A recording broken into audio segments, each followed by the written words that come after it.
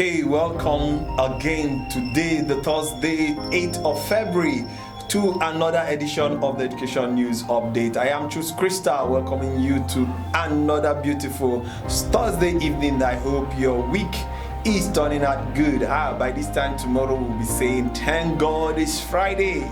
Yes, from the nation's capital here in the FCT, we bring you the headlines as they were published in the dailies talking about the education headlines. So we begin with the Guardian newspaper.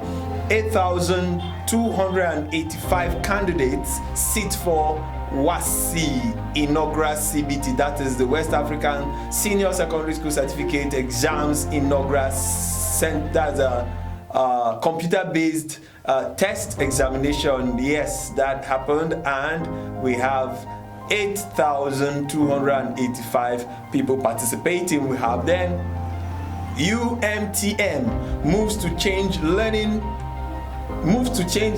narratives in technology education. NUTM, I beg your pardon, NUTM, Nigerian University of Technology and Management, move to change learning narratives in technology. I think we brought that story to you yesterday, talking about the NUTM beginning to take in students. All right, Grace School wins Martin Luther King speech competition. Grace School wins Martin Luther King speech competition. All right, we move on to the next story. We have Nigerian students emerge tops in entrepreneurial competition, that is in Kigali, Rwanda, because they were representing Nigeria in that contest. Okay, we move on. VC charges students to solve societal problem as varsity holds matriculation. That is the Crawford University, Igesha. Okay, the professor, that's the vice chancellor, they're saying that students should solve societal problems through their studying. Okay, they should find a way to solve societal problems.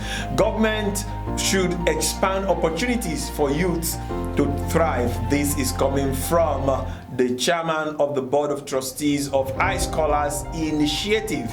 Okay, let's move on now. Why youths don't settle for dignified vocation? Why youth don't settle for dignified vocation? Yes, a professor, university teacher, Professor Omare Otote, is saying that he's blaming the lavishing lifestyle of Nigerian youths for the inability to settle for dignified vocation. Wow, quite interesting. Educators tax Africa teachers on AI. Yes, educators tax African teachers on AI. Yes, you know, AI is beginning to come in as a hands-on tool on everything we do, so teachers have to begin to think of how to employ this. Then Kumuyi advises youth on achieving set goals. Kumuyi advises youth on achieving set goals. You want to know more about that?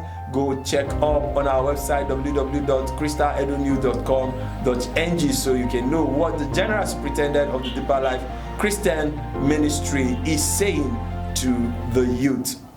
All right, we get on. We have stakeholders tax federal government on research, education funding.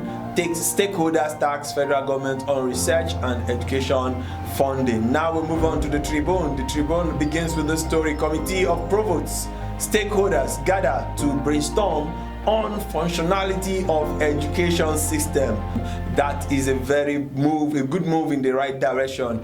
Excluding private universities from TED Fund, discriminatory. This is coming from Trinity Varsity VC. Trinity Varsity VC is saying that private universities should be part of the tertiary education TED Fund, that's a tertiary education funding system, so that they can get support.